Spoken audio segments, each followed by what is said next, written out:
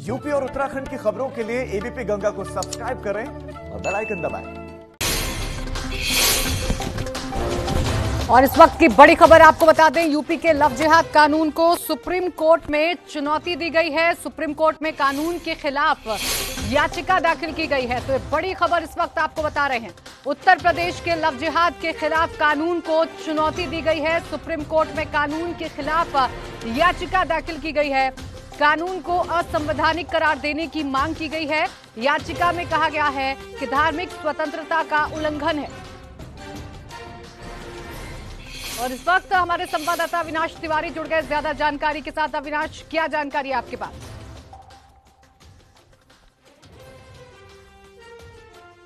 इसमें कहा गया है तो दो अगर अंतर धार्मिक व्यक्ति शादी करते हैं तो उनको पहले डीएम से परमिशन लेनी होगी।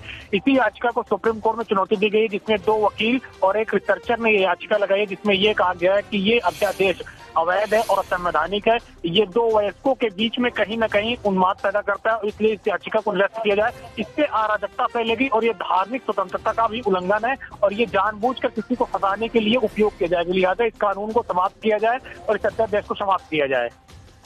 बिल्कुल अविनाश, अगर याचिका की बात करें तो इसमें कौन से ऐसे बिंदु हैं जो सबसे महत्वपूर्ण हैं जिसको लेकर ये याचिका दाखिल की गई है?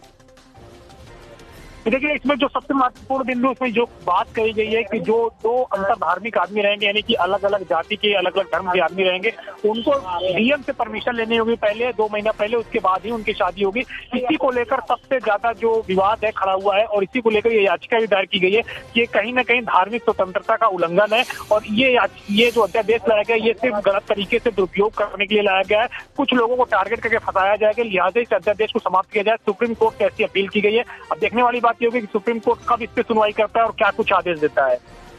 होगा अविनाश, बहुत शुक्रिया आपका तमाम जानकारी के लिए। तो ये देखना महत्वपूर्ण होगा कि सुप्रीम कोर्ट इस पर कब सुनवाई करता है। बहरहाल लव जिहाद कानून को सुप्रीम कोर्ट में चुनौती दी गई है। एक याचिका दाखिल की गई है जिसमें साफ कहा गया है कि धार्मिक स्वतंत्रता का उल्लंघन है ये कानून।